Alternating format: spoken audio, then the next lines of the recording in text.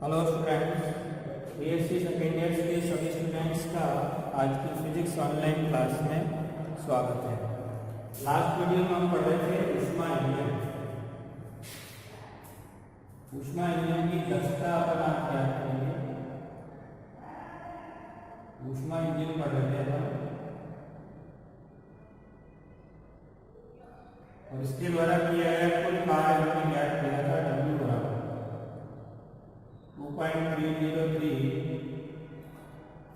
nRT1 log V2/V1 minus 2.303 nRT2 log 10⁻V2/V1।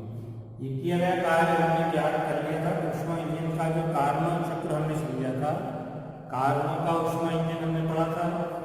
इसमें आदर्श gas के रूप में कार्यकारी पदार्थ स्रोत से ऊष्मा ग्रहण करता है और कुछ ऊष्मा सिंक को प्रदान करके बाकी ऊष्मा को कार्य में परिवर्तित कर देता है।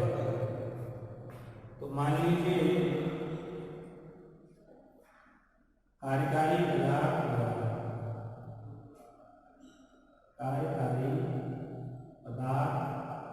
द्वारा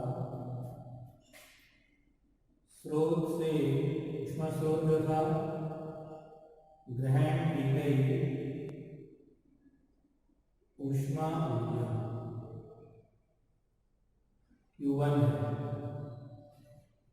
तो Q1 ऊष्मा में ग्रहण की गई, वो एक तरह से अपन कार्य के रूप में लिख सकते हैं उसको W1। तो ग्रहण की गई ऊष्मा Q1 है, जो शुरू में कार्य किया W1 दिया गया है, और सिंक को दी गई ऊष्मा, सिंक को प्रदान की गई ऊष्मा कितनी है? Q2 है। तो किया गया कार्य भी हमने ज्ञात किया है। अब ऊष्मा इंजन की अगर दक्षता निकालें, ऊष्मा इंजन की दक्षता,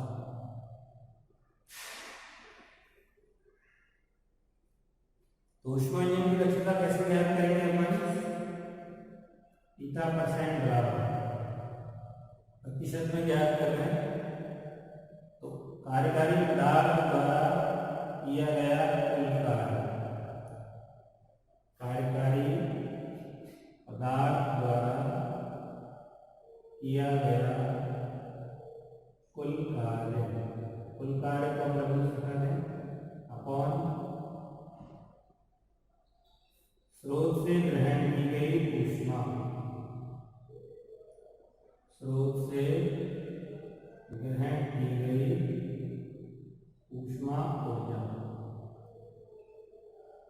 Q1 लिख सकते हैं, क्योंकि Q1 बराबर W1 लिख सकते हैं, और परसेंट में निकाल रहे हैं तो 100।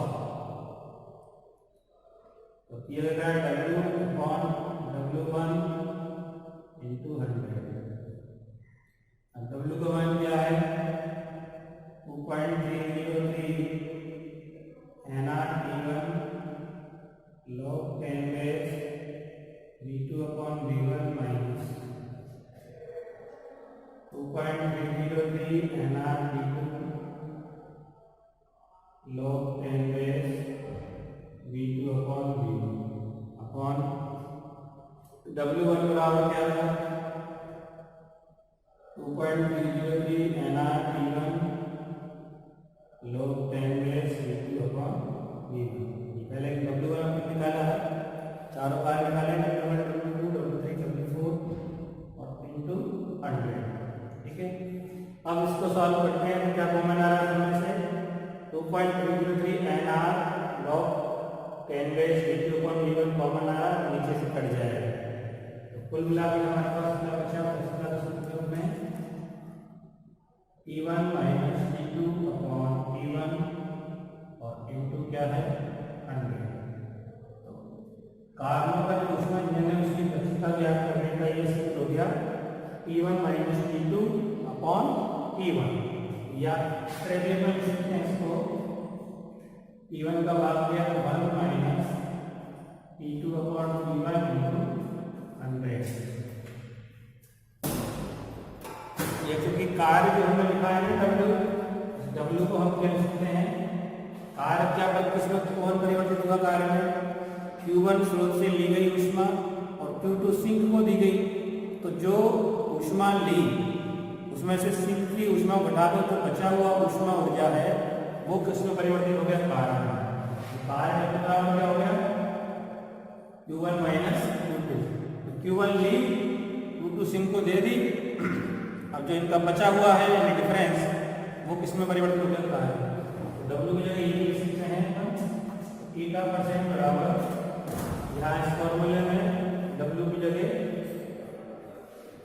Q1 माइनस Q2, W1 की जगह Q1 है 100 से लिख सकते हैं।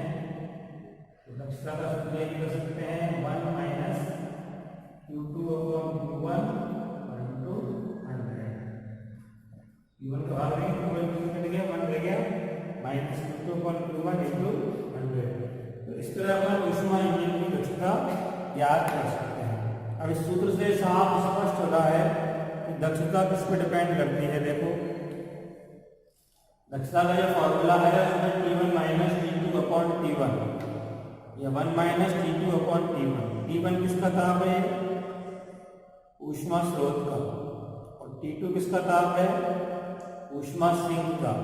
इसका मतलब साफ है कि ऊष्मा इंजन की जो दक्षता है वो बेसिकली डिपेंड करेगी किस पर, एक तो स्रोत के ताप T1 पर और एक सिंक के ताप T2 पर, यानी कार्यकारी पदार्थ की प्रकृति पर निर्भर नहीं करते। कार्यकारी पदार्थ हमने क्या लिया है, सिलेंडर में जो हम लेते हैं कार्यकारी पदार्थ जो कि ऊष्मा को ग्रहण करके कार्य में परिवर्तित कर देता है, तो वो कौन सा पदार्थ हमने लिया है, किस टाइप का है, गैस है, लिक्विड है, सॉलिड है, उस चीज से कोई फर्क नहीं पड़ने वाला, क्योंकि उसकी प्रकृति का इस एफिशिएंसी के फॉर्मूले में कोई रोल नहीं है। रोल किसका है, टेम्परेचर का। किसका टेम्परेचर, स्रोत का T1 जो कि उच्च ताप होता है, और सिंक का ताप T2 जो कि निम्न ताप होता है। तो यहाँ अपन इस चीज से कुछ एक्सप्लेनेशन करना चाहते हैं और क्या क्या चीज इससे एक्सप्लेन होती है। तो नंबर 1 तो ये मैंने बता ही दिया कि ऊष्मा इंजन की दक्षता इस पर डिपेंड करेगी, स्रोत के ताप T1 और सिंक के ताप T2 पर। अब इसमें नंबर 1, अगर ऊष्मा इंजन की दक्षता मैक्सिमम चाहते हैं, ऊष्मा इंजन की दक्षता मैक्सिमम होने के लिए, मैक्सिमम मतलब ज्यादा से ज्यादा, सभी चाहते हैं कि मैक्सिमम दक्षता हो, हमारा इंजन ज्यादा से ज्यादा कार्य करके दे। ऐसा तो कोई इंजन बनाना चाहेगा ही नहीं कम कार्य करे, खर्चा ज्यादा करे और काम कम करे। सभी चाहते हैं कि कम खर्चा करे और काम ज्यादा करे, और कम खर्चा यानी ले कम दे ज्यादा, एफिशिएंसी ज्यादा होगी। ज्यादा से ज्यादा अगर तुम दक्षता चाहते हो तो इस फॉर्मूले के अकॉर्डिंग क्या होना चाहिए, 1 minus T2 upon T1 into 100 है। इसका मतलब अगर मैक्सिमम दक्षता चाहते हो तो T2 अपॉन T1 का मान कम से कम होना चाहिए, मिनिमम होना चाहिए, क्योंकि 1 में से घट रहा है नहीं, 1 माइनस T2 अपॉन T1। अब 1 में से घटने वाली क्वांटिटी कितनी कम होगी, बचेगा उतना ही ज्यादा, जो बचेगा वही दक्षता है। जैसे मान लो 1 माइनस ये 0.01 है, तो क्या बचेगा, यहाँ से 1 में से 0.01 घटाया तो क्या बचेगा 0.99, तो 99% दक्षता आ जाएगी। T2 अपॉन T1 जितना कम होगा उतनी दक्षता ज्यादा होगी। T2 अपॉन T1 कम होने के लिए क्या होना चाहिए, T2 का मान कम से कम हो, यानी कि निम्न ताप, तो सिंक का ताप निम्न होना है, और T1 का मान अधिक से अधिक रखो, जितना अधिक कर सकते हो उतना अधिक रखो, यानी कि उच्च ताप। तो अगर ऊष्मा इंजन की दक्षता तुम्हें मैक्सिमम चाहिए तो T1 अधिक से अधिक रखना है और T2 कम से कम रखना है, यानी सिंक को निम्न ताप पे होना चाहिए और स्रोत को उच्च ताप पे होना चाहिए। दूसरा, इस फॉर्मूले के आधार पर देखो, क्या इंजन की दक्षता कभी भी 100% हो सकती है?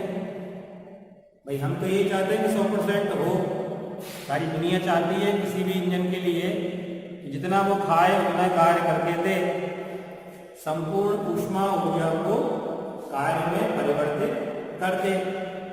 तो दक्षता मैक्सिमम या 100% होने के लिए फॉर्मूले देखो क्या होना जरूरी है। दक्षता 100% होने के लिए क्या आवश्यक है? देखो, या तो T2 का मान क्या होना चाहिए? 0 केल्विन, क्योंकि यहाँ पे अगर 0 हो गया तो ये पूरा फिनिश 1 × 100 क्या हो गया? 100% दक्षता आ जाएगी। या फिर T1 का मान क्या होना चाहिए? अनंत। अगर यहाँ अनंत हुआ तो 1/0, 1 × 100% आ जाएगी। तो दक्षता 100% होने के लिए दो स्थितियों में से कोई एक होनी चाहिए। या तो सिंक का ताप 0 हो जाए या स्रोत का ताप अनंत हो जाए, लेकिन दोनों ही पॉसिबिलिटी नहीं है। ये दोनों ही क्या है? इम्पॉसिबल। ना तो सिंक का ताप 0 कर सकते हैं और ना स्रोत का ताप अनंत कर सकते हैं, पॉसिबल नहीं। इसका मतलब साफ है कि इंजन की दक्षता 100% होना संभव नहीं है। इंजन की दक्षता 100% होना संभव नहीं है। इस फॉर्मूले से देखा तो Q2 का मान 0 होगा तो आएगा 100%। Q2 मतलब सिंक ऊष्मा लेवे ही नहीं, कतई सीधे सीधे डायरेक्टली ऊष्मा स्रोत से ली और उसको पाइप बदल दिया कार्य, मतलब सिंक को कोई ऊष्मा नहीं देनी। वैसे जैसे तुम सारा का सारा खाओ, पूरा पूरा एनर्जी बदल जाए, उत्सर्जन कुछ नहीं हो, है पॉसिबल ऐसा? उत्सर्जन कुछ नहीं करो, ले कार्य बदलो, ले कार्य बदलो, पॉसिबल नहीं है। ना मनुष्य ना मशीन के साथ। तो यहाँ भी दक्षता 100% होना पॉसिबल नहीं है। तीसरी चीज क्या है? तीसरी ये कि मैक्सिमम दक्षता के लिए इंजन की दक्षता मैक्सिमम होने के लिए, अभी मैंने दिखाया मैक्सिमम होने के लिए या तो T2 कम किया जाए, यानी या तो दो स्थितियां T2 को घटाया जाए या T1 को क्या किया जाए? बढ़ाया जाए। अगर दोनों में से कोई एक ऑप्शन चुनना हो तो ज्यादा बेटर कौन होगा? T2 घटाना या T1 बढ़ाना? दक्षता अधिक से अधिक अगर चाहते हो तो दोनों में से एक ऑप्शन फॉलो करना पड़ेगा। या तो T2 घटाओ या सिंक का ताप घटाओ या स्रोत का ताप बढ़ाओ। अब दोनों में से अगर एक ऑप्शन चुनना पड़ेगा, या तो T2 घटाना या T1 बढ़ाना है, कौन सा श्रेष्ठ होगा? कौन सा ऑप्शन ज्यादा बेटर होगा ताकि दक्षता हमें बेटर से मतलब दक्षता ज्यादा से ज्यादा इंजन की प्राप्त हो सके? बताइए किससे होगा? इस फॉर्मूले को देखो या इसको देख लो, ऊपर वाले को एक ही फॉर्मूला है। अगर हम पहला वाला ऑप्शन सेलेक्ट करते हैं, T2 घटाते हैं, तो T2 जब घटाएंगे तो ये ऊपर वाला जो डिफरेंस है वो हटेगा। ऊपर डिफरेंस है ना T1 - T2, तो T2 का मान अगर घटाते हैं तो ऊपर वाला डिफरेंस घटेगा कि बढ़ेगा? ऊपर वाला डिफरेंस बढ़ेगा। और नीचे T1 को हम कुछ कर नहीं रहे, केवल ऊपर वाला मान बढ़ रहा है, इसका मतलब दक्षता में क्या हो रही है? वृद्धि हो रही है। हम भी कहते हैं वृद्धि हो। और अगर सेकंड नंबर का ऑप्शन सिलेक्ट करते हैं यानी T1 को बढ़ाते हैं, तो T1 अगर बढ़ाएंगे तो ऊपर का डिफरेंस तो बढ़ जाएगा, लेकिन नीचे का मान भी बढ़ गया। जैसे कोई मिश्र भिन्न में ऊपर की संख्या बढ़ जाए, नीचे की भी बढ़ जाए, तो टोटल रिजल्ट ज़्यादा नहीं बढ़ेगा। हो सकता बढ़े लेकिन ज़्यादा फर्क नहीं पड़ेगा। तो यहाँ T1 अगर बढ़ाते हैं तो ऊपर का डिफरेंस बढ़ने से ऊपर का मान तो बढ़ गया, लेकिन नीचे का भी तो बढ़ गया। इसलिए यहाँ T1 बढ़ाने से ज़्यादा बेहतर क्या है? T2 घटाना। ऊष्मा इंजन की दक्षता में वृद्धि करने के लिए T1 बढ़ाने की बजाय T2 घटाना ज़्यादा उचित होगा। तो इसलिए हमें क्या करना है, ऊष्मा इंजन की दक्षता बढ़ाने के लिए बजाय स्रोत का ताप बढ़ाने के सिंक का ताप घटाना ज़्यादा बेहतर है। तो यहाँ इस चीज़ को अपन एक्सप्लेन कर लिया। इंजन में एक तो 100% दक्षता कभी नहीं हो सकती, और दूसरा अगर स्रोत की दक्षता बढ़ानी है तो T1 उच्च ताप पे रखो और T2 सिंक निम्न ताप पे रखना है ताकि दक्षता क्या हो जाए, ज़्यादा से ज़्यादा हो जाए। अब इसके बाद हम अगला टॉपिक जो पढ़ेंगे वो ऊष्मागतिकी का द्वितीय नियम।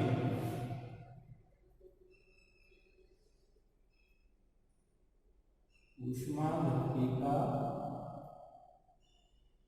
द्वितीय नियम। आपने द्वितीय समीकरण में पढ़ चुके हैं, ये नियम है। Second law thermodynamics.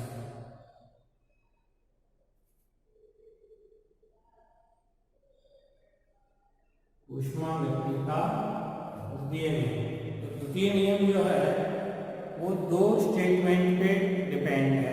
यानी ऊष्मागतिकी के द्वितीय नियम को दो अलग अलग कथन के रूप में हम समझ सकते हैं।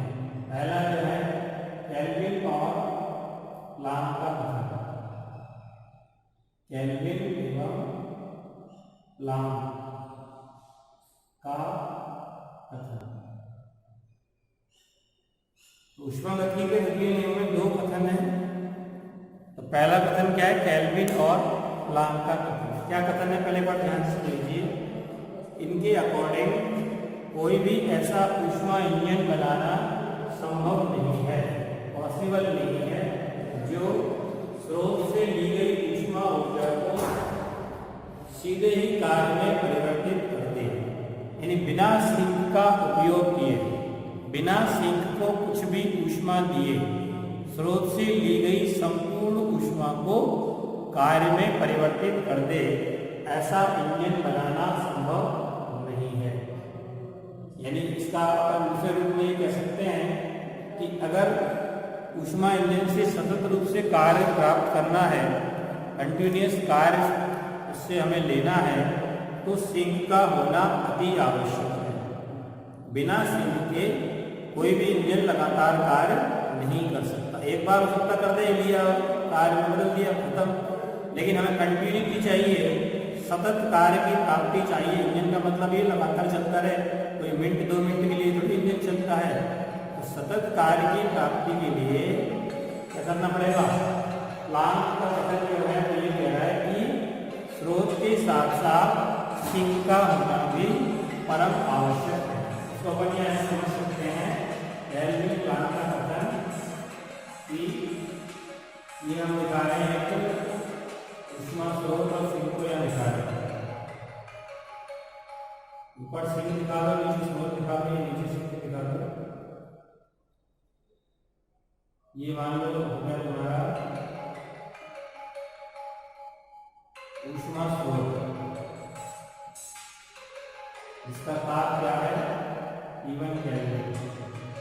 और ये हो गया ऊष्मा सिंक, इसका ताप क्या है, T2 केल्विन। असंभव प्रोसेस तो ये है कि अगर स्रोत से ली गई सीधी ऊष्मा को सीधा कार्य में बदल दे, ये तो प्रोसेस क्या है, असंभव। यानी यहाँ से ऊष्मा ली Q1 और संपूर्ण ऊष्मा को कार्य में बदल दिया कार्य, ये तो प्रोसेस क्या है, असंभव। असंभव क्रम है। ऐसा प्रक्रम है असंभव। केल्विन प्लांक के अनुसार ऐसा कोई प्रोसेस नहीं है कि ऊष्मा स्रोत से ली गई ऊष्मा को सीधे कंप्लीट टाइम कर दे कार्य में और सिंक को कोई भी ऊष्मा नहीं दे। इसको अपन कैसे दिखा सकते हैं, ये कार्य में बदल दिया सीधे W बराबर Q1। ये डॉट डॉट से हम दिखा रहे हैं कोई ऊष्मा इंजन है। तो यहाँ पे Q2 ऊष्मा जो सिंक को दी जाती है वो सिंक को नहीं देके कंप्लीट ऊष्मा कायम करेंगे कार्य में। Q1 ऊष्मा ली स्रोत से, सारी की सारी ऊष्मा वायुमंडल के कारण सिंक एज इट इज पड़ा हुआ है, उसको कोई ऊष्मा नहीं दी, यानी W बराबर Q1 हो गया डायरेक्टली। तो ये कैसा प्रक्रम है? असंभव। तो संभव क्या है? संभव ये है कि स्रोत से ली गई ऊष्मा का कुछ भाग सिंक को देना परम आवश्यक है। अगर कार्य की प्राप्ति चाहते हो, चक्रीय प्रक्रम है ये। मैंने पहले बताया कार्य का जो चक्र है, इंजन में जो चक्रीय प्रक्रम चलता है या प्रक्रमणीय प्रक्रम चलता है, वो चक्रीय है या प्रक्रमणीय है। चक्रीय और प्रक्रमणीय के लिए सिंक का होना परम आवश्यक है। यानी कार्यकारी पदार्थ यहाँ से ऊष्मा लेगा Q1, इसको ऊष्मा देगा Q2, और जो बची हुई ऊष्मा है यानी कि Q1 माइनस Q2 वो कार्य में परिवर्तित हो जाएगी कार्य। तो ये वास्तविक प्रोसेस है, ये संभव प्रोसेस है। ये सेकंड चित्र में मैंने दिखाया है वो प्रोसेस कैसा है? संभव प्रक्रम। ऐसा ही संभव है स्रोत से Q1 ऊष्मा लें, सिंक को Q2 ऊष्मा दें, और जो बची हुई ऊष्मा वही कार्य में परिवर्तित हो गई। कहने का मतलब शॉर्ट बात यह है इस कथन के अनुसार कि ऐसा कोई भी इंजन बनाना संभव नहीं है जो स्रोत से ली गई कंप्लीट ऊष्मा को कार्य में परिवर्तित कर दे, सिंक को कोई ऊष्मा न दे। बल्कि सही प्रक्रम या संभव प्रक्रम वही है स्रोत से कुछ ऊष्मा ले, कुछ ऊष्मा सिंक को दे उसमें से, और बाकी की ऊष्मा कार्य में परिवर्तित हो जाए कार्य में। तो ये प्लांक का कथन है। अब दूसरा जो कथन है वो क्लॉसियस का है। ये तो प्लांक का कथन हो गया, दोनों चित्रों से मैंने समझा दिया। ये असंभव प्रक्रम है और ये क्या है? संभव प्रक्रम। अब इसके बाद दूसरा जो कथन है वो दूसरे साइंटिस्ट का है, इसका नाम है क्लॉसियस का कथन। क्या नाम है इसका? क्लॉसियस। ऊष्मागति के द्वितीय नियम में दोनों नियम पैरेलल हैं, एक दूसरे के पूरक हैं। तो दूसरा कथन है क्लॉसियस का कथन। ये भी थर्मोडायनामिक्स के नियम में है। क्लॉसियस के कथन क्या है? एक बार सुन लीजिए पहले। क्लॉसियस के अकॉर्डिंग ऐसी कोई भी युक्ति, युक्ति का मतलब कोई मशीन, उपकरण, यंत्र कुछ भी कह सकते हैं, ऐसी कोई भी युक्ति बनाना संभव नहीं है जो उच्च ताप से निम्न ताप की ओर ऊष्मा अपने आप आती है, निम्न ताप से ऊष्मा ग्रहण करके उच्च ताप पर स्थानांतरित कर सके बिना किसी बाह्य कर्मक की सहायता के। बाह्य कर्मक मतलब बाहर से कोई ऑपरेटर काम नहीं करे और बिना किसी की मतलब सेल्फ अपने आप बिना किसी की सहायता के निम्न ताप से ऊष्मा लेके उसे उच्च ताप पर स्थानांतरित कर सके। क्या ये पॉसिबल है? ये गैर कोशिश संभव नहीं है। अपन भी जानते हैं कि उच्च ताप से निम्न ताप की ओर ऊष्मा चली जाती है अपने आप, गर्म वस्तु से ठंडी वस्तु की ओर जाती है, लेकिन ठंडी वस्तु से गर्म वस्तु की ओर अपने आप जाना अपने आप नहीं जाएगी, उसमें प्रोसेस करना पड़ेगा, कोई बाह्य कर्मक की सहायता लेनी पड़ेगी। जैसे पानी का फ्लो होता है, ऊपर से नीचे अपने आप आ जाता है, ऊपर से पानी फैला तो अपने आप आ जाता है नीचे, लेकिन नीचे से अगर ऊपर फेंकना हो तो सहायता लेनी पड़ेगी नहीं किसी मोटर की, इंजन की, जो उसको ऊपर लिफ्ट करा सके। तो निम्न से उच्च, वही निम्न यानी निम्न पोटेंशियल, ये उच्च पोटेंशियल। नीचे से ऊपर पानी को भेजने के लिए हमें क्या चाहिए होता है? इंजन, कार या मोटर, जिसको अपन कहते हैं मोटर इंजन ही होती है वो। तो इसी तरह से ये भी कह रहा है कि ऐसा कोई इंजन या युक्ति या मशीन बनाना संभव नहीं है जो निम्न ताप से ऊष्मा को ग्रहण करके उच्च ताप पर स्थानांतरित कर सके। ये शॉर्ट में कह सकते हैं स्वतः ही ऊष्मा का निम्न से उच्च ताप पर स्थानांतरण संभव नहीं है। असंभव प्रोसेस क्या है? ये हमने लिख दिया उच्च ताप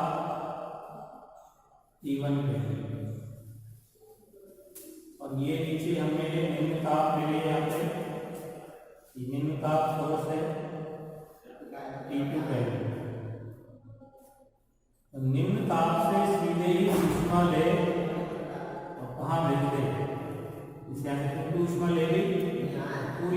इसको दे रही है, तो कोई कर्मक की सहायता नहीं है, बाहर से कोई ऑपरेटर काम नहीं कर रहा और सीधे ही ऊष्मा कहाँ भेजी जा रही है, उच्च ताप पर। ये कैसा है? असंभव प्रक्रम। बाहर से कोई काम नहीं कर रहा, सीधे इसको जा रही है, उसकी और अपने आप जाती जा रही है, तो ऐसा पॉसिबल नहीं है, ऐसा संभव नहीं है किसी भी प्रैक्टिकली प्रोसेस में। ये कैसा प्रक्रम है? असंभव। तो फिर संभव क्या होता है? तो संभव को मैं दिखा रहा हूं यहाँ पे। संभव प्रोसेस के लिए हमें एक बाह्य कर्मक की सहायता की आवश्यकता पड़ेगी। इस तरह से उस प्रोसेस को समझा सकते हैं। देखिए, ये हमारा हो गया उच्चता T1 केल्विन और ये हमारा हो गया T2 केल्विन। तो यहाँ से ऊष्मा ली गई, मान लो कि Q2 ऊष्मा ली सिंक से, और ये हमारा हमने बाह्य कर्मक दिखाया है। तो किसी भी रूप में हो सकता है बाह्य कर्मक, ये बाह्य कर्मक, बाहर से किसी को कार्य करना पड़ेगा। इंजन में तो कार्य करता है या बाहर से काम करना पड़ेगा, हमें खर्च करनी पड़ेगी एनर्जी। W कार्य किया गया इस पर, इस युक्ति पर जो कार्य होगा, तो ये ऊष्मा यहाँ पहुंचेगी। तो ये स्रोत उच्च ताप पर पहुंचे ऊष्मा Q1 बराबर है Q2 प्लस W। Q2 तो यहाँ से ले, निम्न ताप से, W कार्य किया गया, दोनों को मिला के Q2 प्लस W ऊष्मा जो है, यानी कि Q1 जिसको अपन दिखा रहे हैं, Q2 प्लस W को Q1 से दिखा रहे हैं, वो किसको मिल जाएगी? उच्च ताप पर। ये कैसा प्रोसेस है? संभव प्रक्रम। इस चित्र में ये पहला वाला प्रोसेस असंभव है, यानी स्वतः ही ऊष्मा निम्न ताप से उच्च ताप की ओर ट्रांसफर नहीं की जा सकती या नहीं हो सकती। उसके लिए किसी बाह्य कर्मक की आवश्यकता पड़ेगी। तो इस प्रोसेस में क्या है? निम्न ताप से Q2 ऊष्मा ली गई, बाह्य कर्मक द्वारा कार्य किया गया, और फिर Q2 प्लस W यानी बराबर Q1 ऊष्मा किसको दी गई? उच्च ताप को। तो यहाँ पे जो ऊष्मा गति का अपन द्वितीय नियम लिखा है, उसमें दो कथन हो गए। एक केल्विन प्लांक का कथन, जिसके अनुसार कोई भी ऐसा ऊष्मा इंजन बनाना संभव नहीं है जो स्रोत से ली गई संपूर्ण ऊष्मा को कार्य में बदल सके बिना कुछ भी सिंक को दिए, यानी कार्य की सतत प्राप्ति के लिए सिंक का होना परम आवश्यक है। ये तो केल्विन प्लांक का कथन हो गया। और दूसरा कथन जो है वो क्लॉसियस का, इसके अकॉर्डिंग ऐसी कोई भी युक्ति या मशीन या उपकरण बनाना पॉसिबल नहीं है, असंभव है निम्न ताप से सतही ऊष्मा को उच्च ताप पे ट्रांसफर कर सके। संभव प्रोसेस क्या है?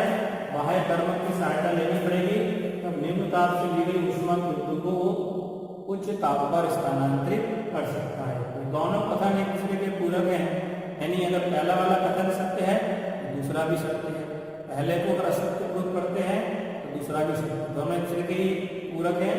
दोनों मिला के ही क्या कहलाता है? ऊष्मा गति का द्वितीय नियम। ठीक है।